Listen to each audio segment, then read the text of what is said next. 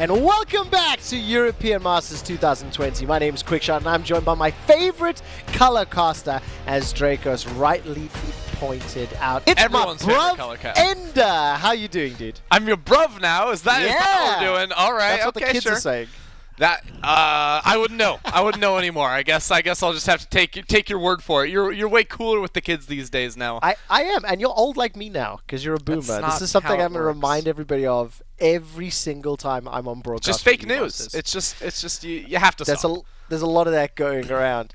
Let's turn our attention to the game. LDLC taking on Rogue in just a moment. LDLC lost their first game to Giants, who are currently undefeated in the group, and Rogue were able to pick up a win. So we're already into draft, but it is the runner-ups from the LFL taking on the champions of the Ultra Liga, two of the sort of the premier leagues within the ERLs. Yeah, and with a win here, Rogue looking to go up 2-0, that would put them in a tie for first place with the Vodafone Giants here. So big one for them to try and stay topped up in their group. And we're already seeing some more unique bans, I would say. You don't always see Zoe knocked out in the first phase, but it was actually Zoe plus Ziggs that LDLC played to some good effect. Wasn't able to pull out the win, but they did rock that in their first game of the tournament. Yeah, they did. And the LDLC, they lost to Gamers Origin over in the LEFL. It was 0-3. But up until that point, had a really dominant regular season. I'm excited to shoutcast YellOwStaR again. Has been a long time for me personally. But quickly dialing into the bans, Azir, Thresh, Syndra taken off the table. Zoe, Set, Senna. Varus already locked in. I think Aphelios, Yuumi, Ornn. Those are some of the pro picks that come to mind. And it seems like there's going to be the Varus too, which is another one that has been popping up too. Even with Aphelios open, teams deciding to look for the Varus instead. Maybe a little bit more reliable with the engage there, where you're always going to have the ultimate up, as opposed to that Gravitum gun here. And we're just going to ignore the Aphelios completely. Nobody needs that. Yeah. Nobody needs the misfortune. 200 years. Like, no. We're going to go back to the days when there was like 40 years of cumulative experience, and that's what Varus is to me. I quite like that one. I thought it was 200 years, but I'll go with 40. That works too. Woolite on Ezreal. The old memes of Woolite flashing forward, arcading, shifting forward. Gonna remind everyone of them. I'm the old guy in the broadcast. I can't let it slide. Lee Sin and LeBlanc locked in.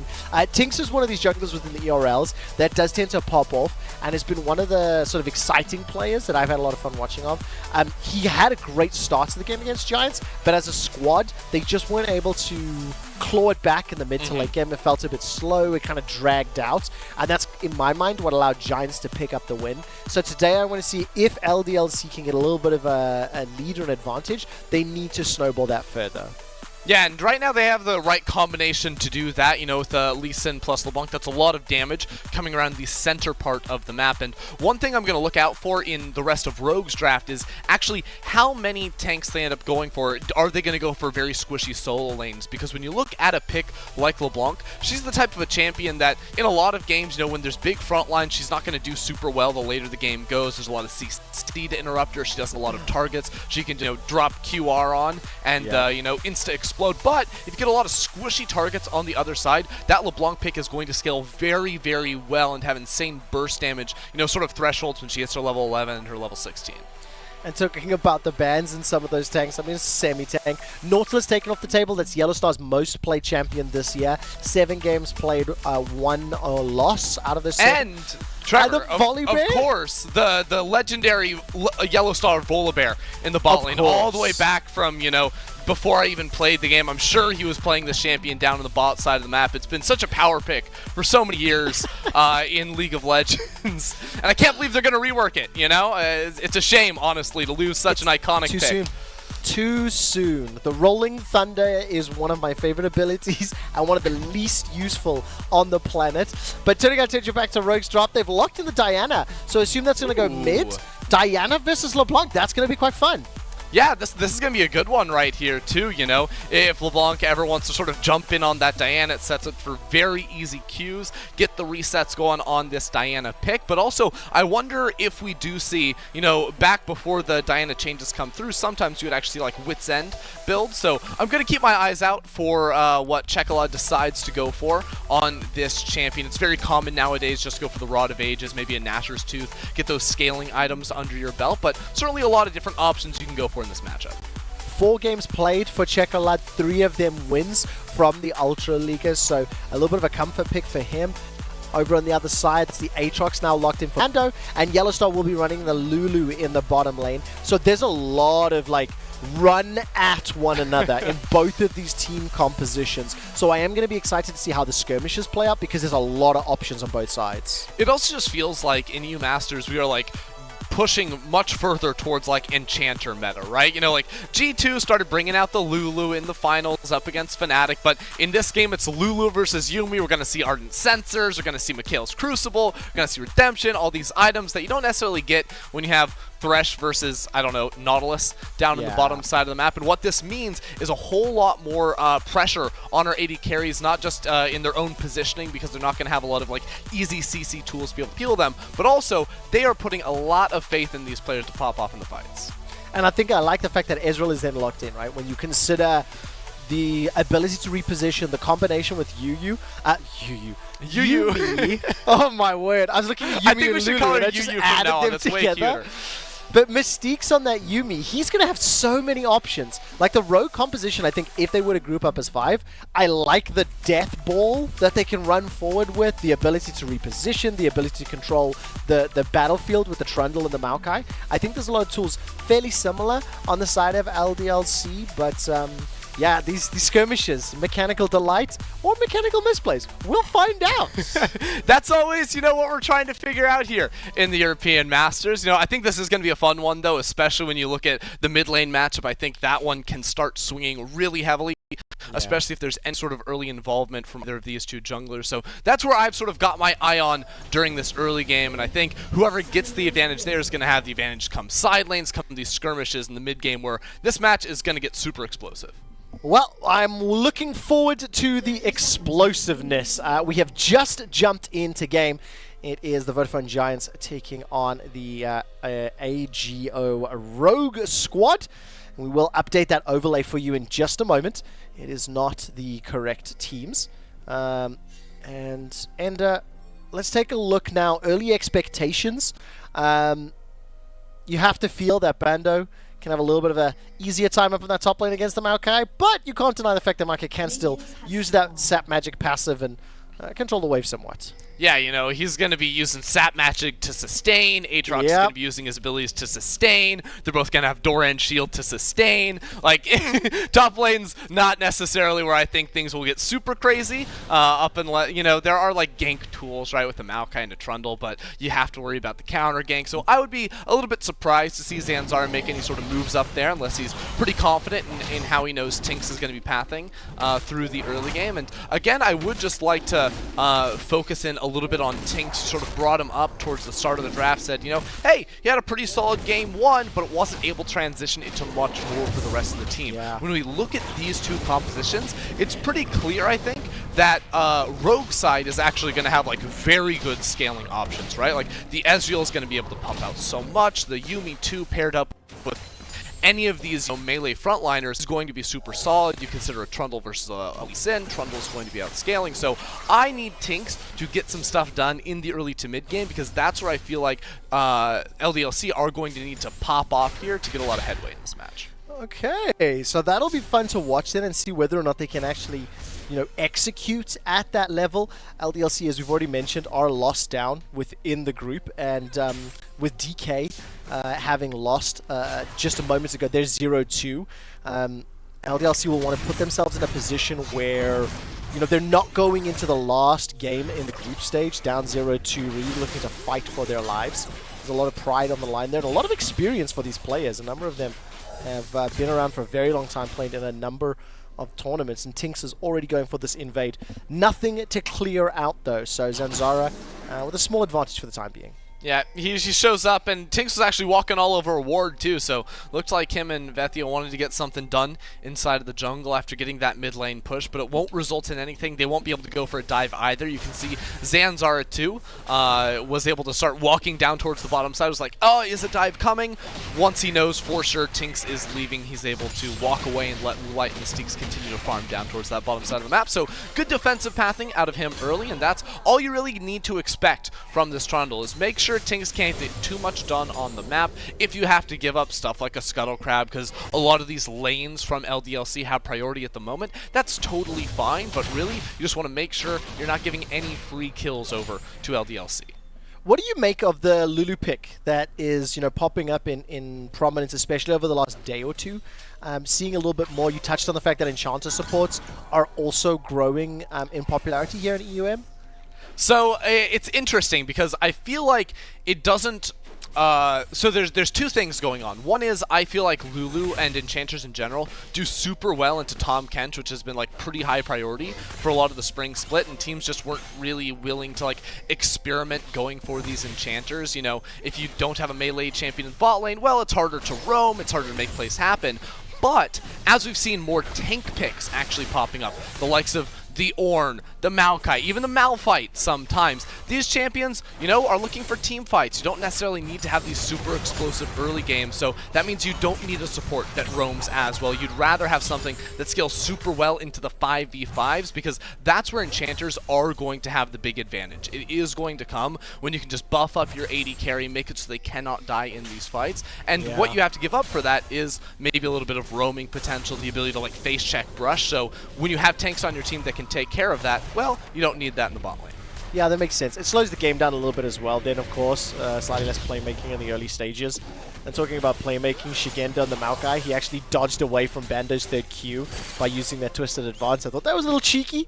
He's already back, TP back. Maokai mechanics. Yeah, I know. There's not a lot to talk about on the Maokai, so you're obsessed with this top lane. I love it. I want to see something happen. I want to see whether or not Bando can actually like push a little bit of an advantage. I have this sneaking feeling that Rogue's comp makes a little more sense to me, and I feel like once they start playing it out, I really think that there's a little bit more pressure on LDLC in terms of the draft this game. I can't tell you why. I'm not that smart. You just have a feeling. Going on instinct, dude. No, honestly, LDLC have put themselves on a bit of a timer with this type of a composition, which is actually one of the reasons why I'm not actually sure if Lulu is necessarily the best pick within this composition. Right? You know, one of the things I was talking about is, well, when you need to like have an explosive early to mid game, you need the ability to roam. So now instead of TynX plus YellOwStaR running around, making plays around mid lane, etc., the later we go, it's actually just going to be TynX, and YellOwStaR isn't going to be able to offer that much. So it's a little bit more of a passive, a defensive style from LDLC, but I feel like compositionally they're just worse than Rogue when it comes to waiting for the long game. Well, tick, tick, tick, TynX. Let's see where you can go. 6 minutes in, no real ganks or no real pressure from anybody yet. The first objective play here is started off by the LFL representatives. They started the Ocean Drake. Nobody from Rogue is really setting themselves up to challenge as of yet. There's no advantages to speak of, but now after the Dragon going down, a number of players having backed and picked up a first item, you have to feel that something is going to start brewing. Vétheo in that mid lane. I think it's Vétheo. I'm going to assume so. He's dinged over to level 6, and so is Czekolad on the Diana. Yep. Ooh, there's the play. Oh, actually, okay, so Rogue looking for a dive up towards the top side of the map. TynX will not be here to respond. Bando's already very low. Yeah, he really is. Nature's Grasp has gone down, and that was just a really easy dive. Secured by Zanzarah on the Trundle. Not really much to talk about there. Throw everything from Maokai CC, and it works. Look, Trevor, I've got a big critique, actually, for Zanzarah. His emote game, not looking too hot at the moment. He got first blood. Gonna go somewhere else. No, absolutely not. His first blood, and he waves the white flag. What? There's a literal tent emote. Every jungler needs to have that hard bound to their wheel. If you don't have it on your wheel and you're a jungler, you're just bad. Now, Mr. Frierson, number 1, you're young. Number 2, you're American. I actually think the white flag emote against the second seed from France is next level flame, okay? Because the French as a nationality do have a white flag meme that goes back many, many generations and years, and I don't want to dive deeper on it because I think I'll get into trouble. But I think that's next level, so I'm going to give Zanzarah the benefit of the doubt, and I'm going to apologize to any French viewers and listeners. It was a joke. I did not mean that, but I did think it was quite funny. Your fill game during EU Masters is wild so far. You know, I have to respect it. Yeah, well, I have to respect Zanzarah's emote, because Rogue got 500 gold up. They've got themselves the first kill, but they did lose the dragon, and they will concede this Rift Herald, so LDLC will have the ability to play this. There's still 5.5 minutes left on those tower plates, and there's already a lane swap. Recurve bow, double long swords for Hades on that Varus, and he's joined by YellOwStaR on the top lane. Yeah, and this is exactly what LDLC need to be doing. You know, kills, or to get an advantage, really, it doesn't always come through kills, right? We saw them go for that early Drake down towards the bottom side of the map. They had a lot of pressure coming through their lane, so with that early swap too, 8 minutes on the Herald spawn, that should be a nice source of gold for them. But I am curious where they will end up using it, because when I'm looking at this map, I feel like, you know, TynX should be working around mid lane to get Vétheo some pressure so they can look for, you know, roams maybe up towards the top lane to punish this Ezreal Yuumi one more time. But there's a teleport on Czekolad in the mid lane, so it becomes a little bit more difficult. Now, Zanzarah is sitting towards this bottom lane, and Bando has no flash. I think that's super important to note. 3 teleports on Rogue's side. Bando was locked against the wall, the Pillar of Ice, but Szygenda decided not to chase forward. Maybe didn't think they had the damage. But yeah, 3 TPs on the Rogue side versus just the 1 from LDLC. That could become hugely pivotal in the later stages. But we're 10 minutes in, and that window that you talked about, that timing window that LDLC have to play around, you start to get nervous if they cannot make some of these plays sticks. And Zanzarah, he may actually need that tent emote after all. Yeah, he's not leaving Bando alone down. He's like, I will camp for the Maokai, make sure he can win his lane. But he's also down here for the Scuttle Crab, so a nice pickup for him. And notice how TynX was just actually getting a reset off. So this would have actually been a really good opportunity for TynX just to drop the Rift Herald up in the top lane, knowing Zanzarah was spending a lot of time down there. Czekolad does not connect with the ultimate, so we'll end up losing that one, but does have pressure coming through mid lane. So again, it's really hard now for TynX to make a move top lane because he's so delayed, and Zanzarah is already on the run coming up here. Yeah, TynX has got himself that warrior in chance, and looking for opportunity won't present itself. Really difficult lane to gank into. Heal exhaust still available for Yuumi. Woolite has still got that arcane shift as well as the flash.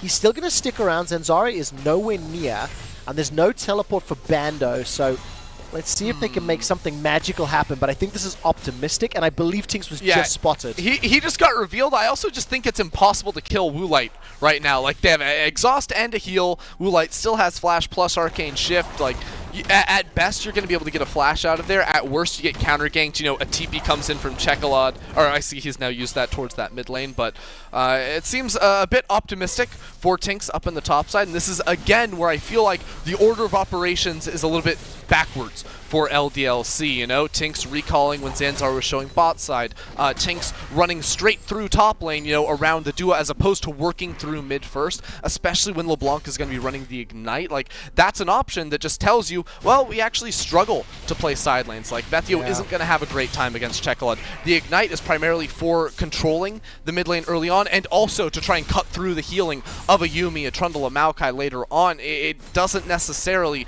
give you those options when it comes to playing side lanes, and that just means you're losing a lot right now. Yeah, I completely forgot about all the healing on the side of Rogue. Somebody's going to need to pick up something to work around that. Let's take a look at the map state, because the second Drake is spawning. Rogue haven't made any moves towards the previous Dragon or Herald. And this time around, Zanzarah is going to be aware, but he simply doesn't have the support. So second Dragon going the way of LDLC. This is a good, let's say, insurance policy maybe. 2 Dragons under their belts. They can force Rogue's hand around Dragon 3 or Dragon 4. And it's a Cloud Drake as well, which is pretty juicy in terms of, honestly, I think both team comps. So this might be a way for LDLC to try and claw back the deficit that they're in. Yeah, and I think that Rogue are completely comfortable giving this one up for the time being, as Vétheo going to get jumped on just a little bit here. Czekolad's going to step forward. Yeah, no real follow-up just yet. The Herald has now been summoned. Still a minute and a half on those plates. It's not going to get anything. No, that was really unfortunate. not prepped well enough at all. Vétheo jumps in. The rest of Rogue have now arrived. They're going to pull Vétheo backwards. His passive is now popped. Chain of Corruption is fired out from Hades. Piercing arrow goes down, and still nobody is dead. The chase in from TynX. Dragon's Rage was used a little earlier, and Zanzarah escapes with his life. The Herald was popped, and Rogue will be pretty happy with that. Yeah, I mean, both teams just decided to throw down in that mid lane. TynX and Zanzarah both getting very aggressive. Now Szygenda with some damage up towards the top side of the map, but Bando pops that ultimate. Gets a lot of healing back. That's what I talked about earlier. The sap magic, passive magic. Sap magic passive. Oh, I stumbled in the delivery. How you doing there, Trevor? So good. I actually I was trying to have a drink of water, and then they started trading. I'm like, there's no ways this carries on. But oh, here we go.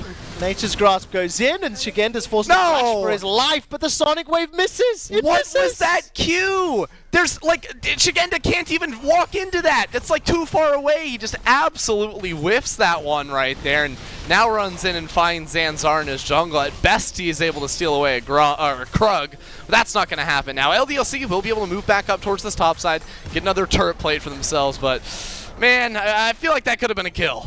Yeah, it should have been one if that skill shot had hit. But look, Rogue, again, they got the kill lead, they got the gold lead.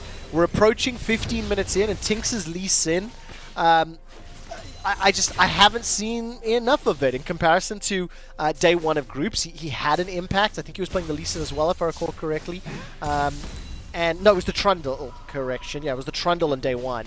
But he just hasn't found any opportunities, and when it was presented, the skill shots didn't land, the team fight didn't go their way, so LDLC find themselves in a hole as we enter the mid-game.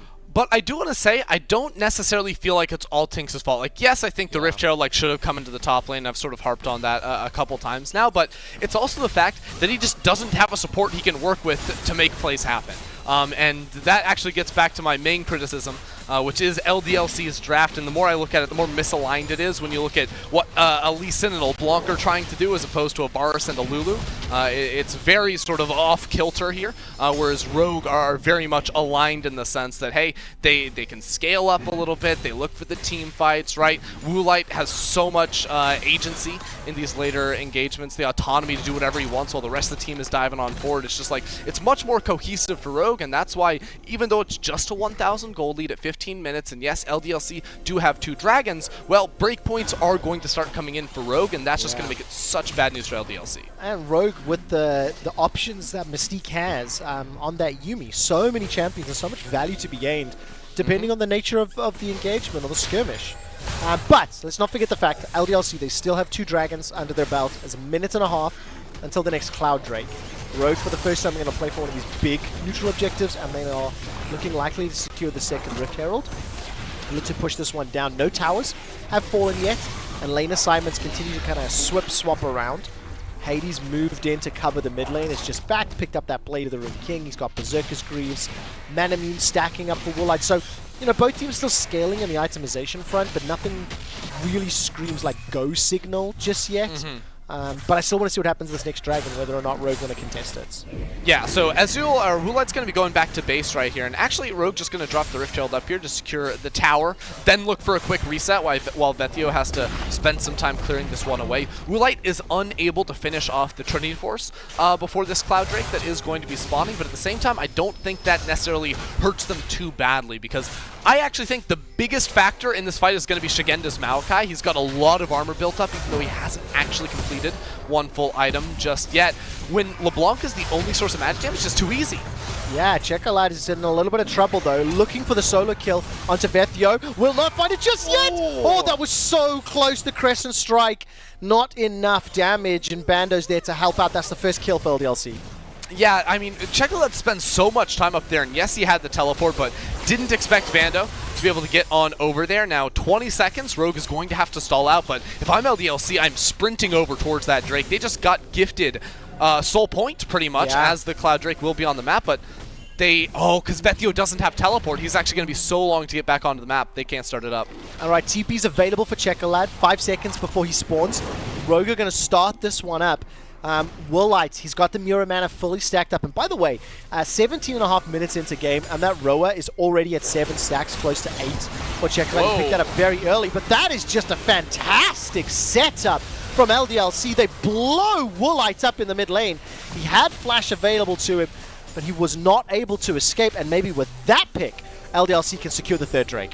Yeah, there you go. Woolite not able to react quickly enough to dodge away, and this is very good news for LDLC, because I did feel like we were reaching, a break point probably around this Trinity Force completion for Woolite, Nashor's Tooth for Czekolad as well, where Rogue were going to be super, super strong. So to be able to find that window before the items are able to come on through, now they're one Drake away from having that soul that's going to be spawning at 23 minutes. So it's a very, very expedited soul in this game. By keeping the time low where you can reach these huge critical moments for your team, LDLC have given themselves a second chance. And crucially, I think one of the things you were talking about in terms of the team composition was that window of opportunity, or that clock that the team composition from LDLC was on. Well, if you get yourself a Cloud Soul at 23 minutes, you significantly increase that timing window and give yourself more tools to play around.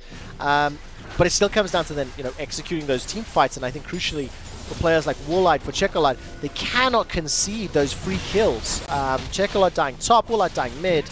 That literally allowed LDLC to pick up an uncontested Drake and put themselves in this position. And it's just like needless errors as well, right? Yeah. Like I'd called like Czekolad should have based after they got the top lane turret. Like, what is escorting the Rift Herald to get that second charge actually gain for you? Well, basically nothing. And now Vétheo going to be pushing himself without a tower, and the rest of Rogue is on the way. Well, last time Czekolad almost had enough damage for the kill.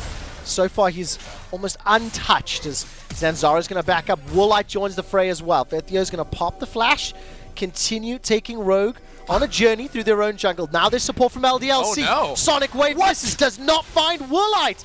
TynX is not firing on all cylinders today. The root comes down for a Mystic. It's going to hold Lulu in place. YellOwStaR will throw down the Wild Growth, and he gets run down. It's Woolite that gets the kill. Second of the game. Chain of Corruption will spread and slow down members of Rogue, but the Nature's Grasp is good from the flank from Szygenda, and Woolite gets himself a double. I mean, if that Lee Sin Q lands, like, we might be looking at a kill. That's going to be the insect maneuver coming into Woolite. Maybe that changes everything, but instead, LDLC have just gifted over Baron spawning right now. Rogue are going to be starting this one up in the bot lane. Will not be able to enter in here. Bando may need to teleport in, otherwise it's just going to be free. Anyways, they're going to be able to secure this one. 7,000 HP. Vétheo's coming from the mid lane. Spotted out. TynX is nearby. He's got flash. He's got the ultimate. Teleport coming down from Bando as well. 3 members of LDLC. It was a LeBlanc clone that tricked me. Bando goes into the pit. The Darkened Blade doing so much work. He manages to dash over the wall. Dragon's Rage sends up Woolite into the air. Vétheo cannot find the kill. He's dashing forward, and now Szygenda's the next target. He will get cut down in the river. It's going to be a kill to TynX, and now Baron has allowed enough time to regenerate, and I think LDLC did everything they could. They got the kill, and they stopped the Baron. Yeah, Bando put in so much work inside of that pit. Basically 1v4 right there. The rest of his team not close enough, but he got so much done. Now LDLC not going to risk anything with the Baron. That is absolutely the correct call. They secure that mid lane turret for themselves instead. We'll watch the ring around the rosy here as Vétheo was able to dodge away here and do that whole sprint through that topside jungle. Now, don't ask me what happened here with TynX's Q. I guess Ezreal just walked into the Cloud speed zone, so that has to be just a misread from TynX, but you know that's going to be there, so big mistake from him. And coming out of this play is actually where things got super, super interesting, but it was Szygenda flashing forward to get the double roots down on towards the ADC there from LDLC that did open up Baron as an opportunity, but they weren't willing to risk it on that 50-50 and couldn't quite find the right turn. Either was Rogue. No, and we're still dead even. 3 kills to 3. Gold is spot on, but crucially, 3 dragons secured for LDLC. Cloud is up in 1 minute and 15 seconds, and I think there's slightly superior warding from the LDLC squad.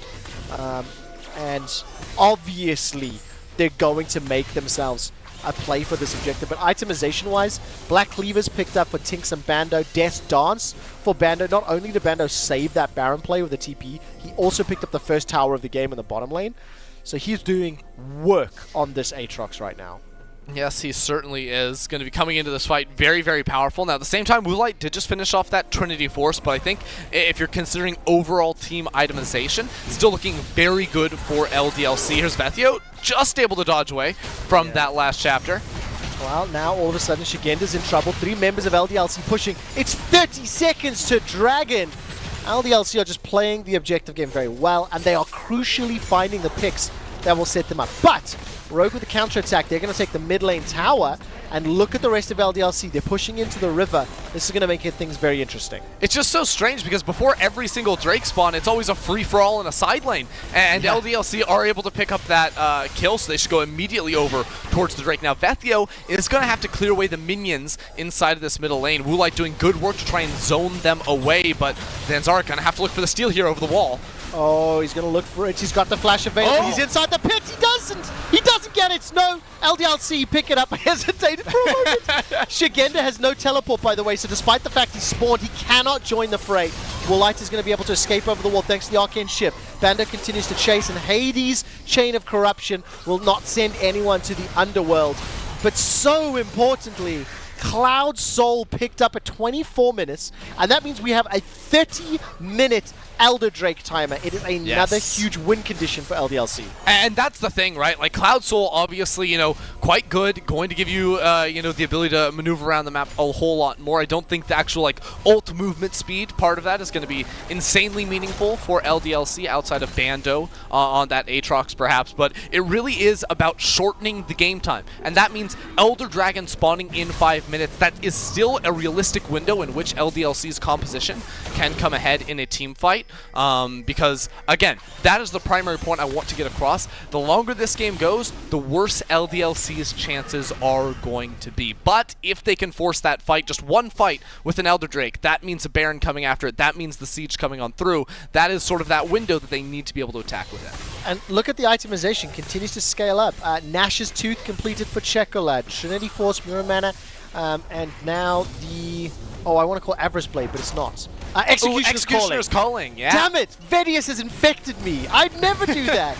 On the other side, Hades has got the Rage Blade to complement his Blade of the Rune King, and Vétheo a little behind the clock. He's got the Luden's Echo, 2 assists to his name, but he's still looking to complete that second item. So Czekolad feeling a little more comfy as we move towards what feels like a Baron setup, and that's the flash engage from Szygenda. YellOwStaR's locked down. He forced to use the Wild Growth on himself and then flash away defensively. The Nature's Grasp reduces the impact for LDLC to re-engage, but now with all the CC on cooldown, Bando is looking for an opportunity.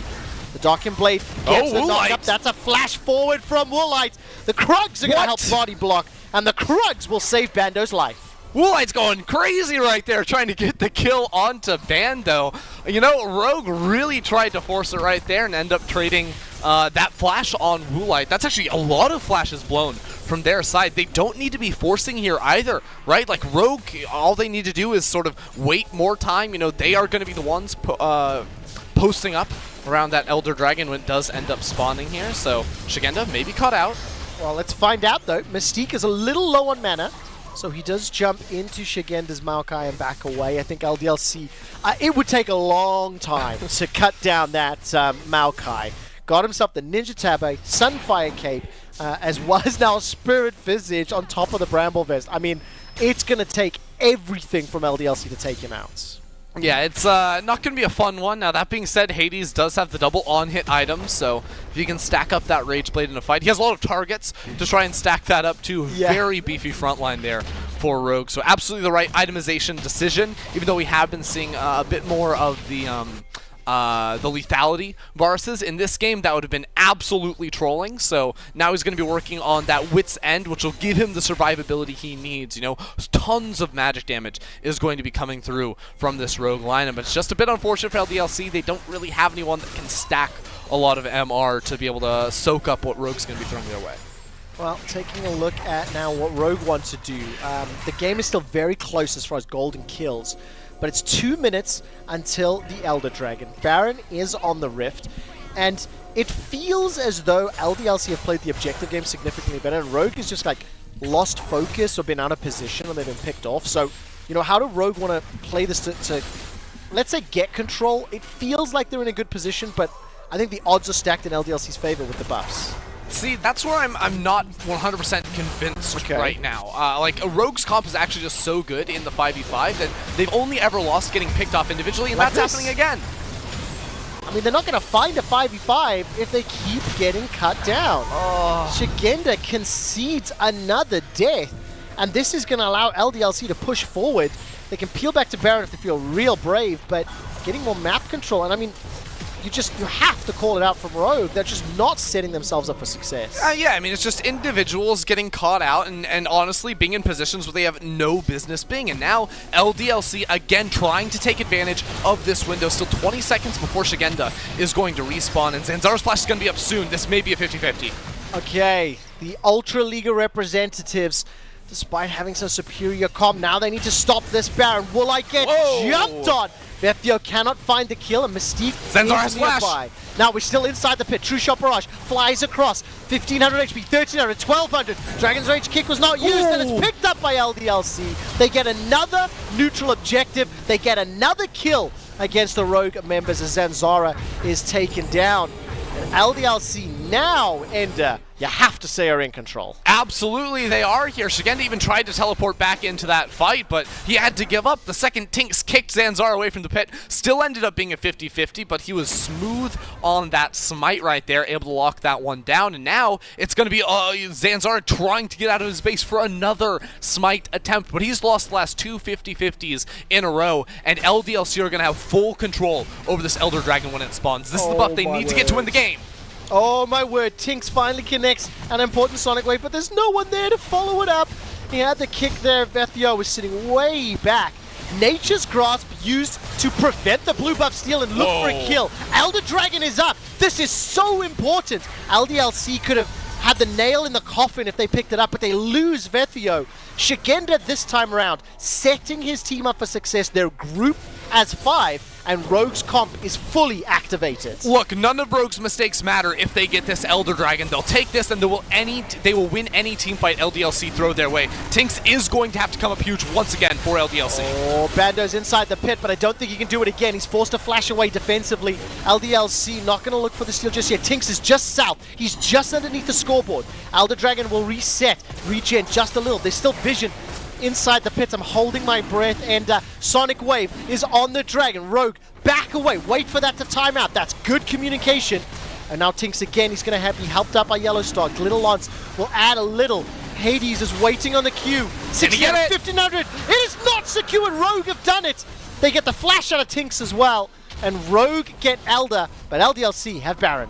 Yeah, but the Baron doesn't matter when there's an Elder on the other side because you cannot walk forward. Elder is the team fight winner, and especially when your comp is already going to be good. And LDLC threw it all away over a blue buff here. TynX wasn't able to find that inset kick. I don't know if he had his ward up available. He didn't opt in for the flash, and they stick around. Vétheo jumps forward to go for a blue buff. What's the point of that? Now Rogue instantly lock him down with that good flank ulti coming through from Szygenda, and without, the LeBlanc being up, again, there's no magic damage. That means Szygenda is absolutely unkillable. Zanzarah, the same can be said about him, and Rogue are going to be able to take that one and say, thank you very much. We don't care if you have a Cloud Soul. With the Elder Dragon, you can't beat us. No, absolutely not. And as it stands, the Ultra Liga champions have now got the tools, but they still need to force those 5v5s, and I think we've seen more times the players being caught out than setting it up correctly. Czekolad pushed the top lane, teleport available for him and Woolite, and the rest of the Rogue squad is just going to stick around this mid lane for now. Now they start to back away. I think they have to set their side lanes up, and Czekolad with the hourglass completed. I think he was looking for an opportunity on Vétheo and he didn't find it. Yeah, I mean, Rogue have everything they need now. The Hourglass, as you said, Blade the Rune King for Woolite. Mystiques now has that Mikhails to say, please stop getting caught, team. We can win this so easily. Now the Maokai ulti comes on in to zone LDLC away from this tower. And again, there's no way for LDLC to even approach a fight into the Elder Dragon. They don't have any primary initiator on their team that can step forward. It's really just Hades with that Varus ult, so Rogue are going to be able to walk straight on in. The wave clear will not come through for LDLC, and this should be 2 inhibs. Alright, now let's take a look. How does LDLC try to defend if at all? TynX is nowhere nearby. Bando is already forced to retreat with the ultimate ticking, and Mystique's ultimate may just be closing the book on LDLC. TynX still waiting in the wings. He's got the GA, but the rest of the squad wasn't there, and Ender, 2 inhibitors picked up for Rogue. They've got 1,000 gold lead. Important to note that they still cannot concede an Elder Dragon. Elder Dragon for LDLC could be what brings them back into the game. That's up in 3 minutes. The next Baron is a minute and a half, but with super minions, play the map from now on, and Rogue, they've set themselves up well.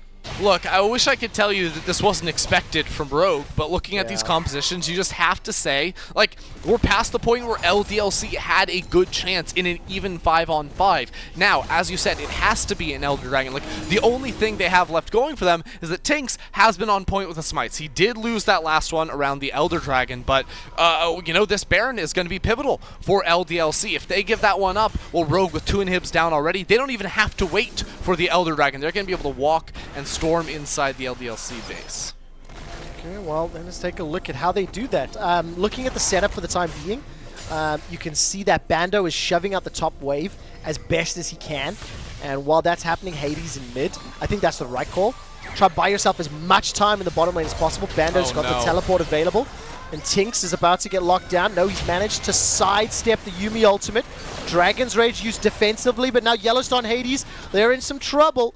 Nature's Grasp. That's just their third inhibitor, right? Like, yes. Yeah, they get away, but Rogue never have to team fight again. All they have to do is walk in the general direction of LDLC, and they're going to be able to take structures in their pathway here. Vétheo, there's nothing he can do on the LeBlanc to be able to clear away these minions. Rogue, this is where it all comes down to. Bando on the TP flank. Okay, Bando coming in from behind. He's thrown down the ultimate already. The World Ender is up, and it's 0-1. The world might end if they lose this game. Darkin Blade manages to get a small knockup before the Wild Growth goes in as well. Vétheo dashes in, and they get the shutdown! Woolite is down! He had Flash available. Exhaust and Healed was used by Mystique, but that is monumental. All of a sudden, Czekolad and Zanzarah are running for their lives, and LDLC have bought themselves another life. Woolite just arcane shifted into melee range of 4 people, and yeah, LDLC now take the entire fight. Czekolad can't do anything. It's a shutdown going over to Hades. I cannot believe what I just witnessed, because Rogue continued to give LDLC more options to get back into this game. Oh, and may history repeat itself. I didn't realize I was casting EULCS 2013, Trevor. Unbelievable.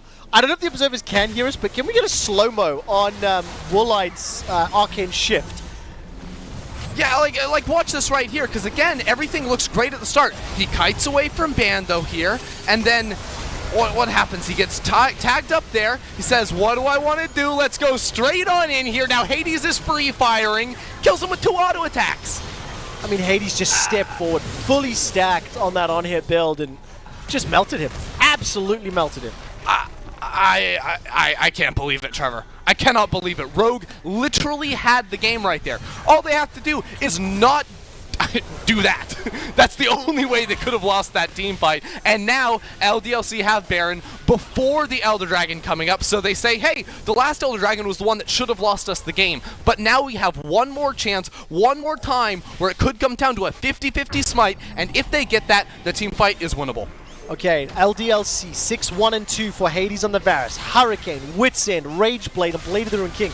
10 seconds until Elder Dragon fight. Mystique and Hades missing their ultimates respectively, but Bando is stepping forward. TynX on the flank can buy some time. Nature's Grasp is also wasted. I really feel like these ultimates should have been held onto. But now what does it mean for the setup? Elder Dragon has been started here by LDLC and Vétheo. He's going to be forced away a little bit early. He's used the W over the wall. Zanzarah is going to get slowed down, and Hades, thanks to the Elder, is going to have a fully stacked. And that's it. Elder and Baron and Cloud Soul. And now they are on the chase. Defensive flashes from Rogue. And LDLC are now in the driver's seats. LDLC, it's time to just press W, charge straight ahead, do not let go. It is time to look for the end here, and Bando's doing just that. Yeah, he really is. Bando 1-1 and 8 on this Aatrox. Honestly, look at has Hades. Been monumental. It is Bando that's brought the time for Hades to scale up and to push Rogue back. Now all of a sudden Rogue are defending their base. Vétheo is left on wave clear duty against the supers in the top lane. The inhibitor's going to fall, and there's a 40-second death time on Czekolad. This is game over, Trevor. Right now, LDLC cannot stop. They're going to look to use this Elder Dragon burn, the explosion, under 25% HP to end the game right here. There's just 2 turrets and an Nexus left between them and victory. Just watch Hades. As long as Hades is alive, Rogue are in trouble. Hades is stepping forward. Woolite needs to find some damage with those Mystic shots. And I think LDLC playing this one a little bit safely. They're allowing the double Baron and Power Cannon creeps to work on the Nexus turret. Vétheo's now stepping forward. Mystiques gets chunked down and Woolite's on the retreat. 4-man stack from the Rogue members. 5 seconds for Czekolad. All of a sudden the Nexus turret is now falling. Turn their attention to the Nexus. Zanzarah is stepping out, trying to do what he can. Hades is exhausted. He manages to get a kill onto Zanzarah. Vétheo takes out Woolite. Hades gets another. The Nexus is the focus. And LDLC take down Rogue. Logic is dead, Trevor. What? It doesn't matter. LDLC somehow come away with the victory right there. And if you look at the end game screen, LDLC were in control the entire time, right? They had the Cloud Soul, they had Elder Dragon and Baron right at the end, but this was by no means a game they should have won. It came down to that singular team fight where they picked off Woolite and they turned it around. Well, there we go. LDLC have won the game. We're going to go to a quick ad break, and when we come back, Andrew and I'll talk a little more about breaking it down before we head into the next game of the day.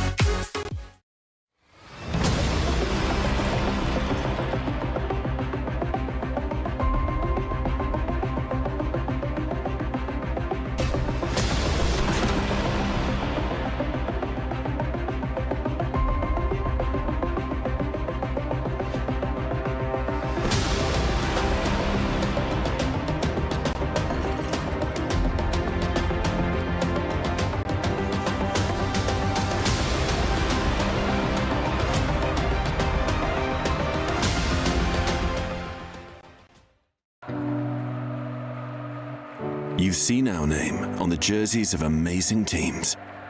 Now, we are supporting one more. One that you don't see live on TV.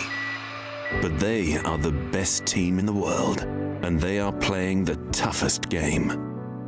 Maybe they're not performing in front of millions, but they are under the pressure of an entire planet. And they don't have fans cheering their names, but they have patients who will forever remember them. And they also need your help to win this game.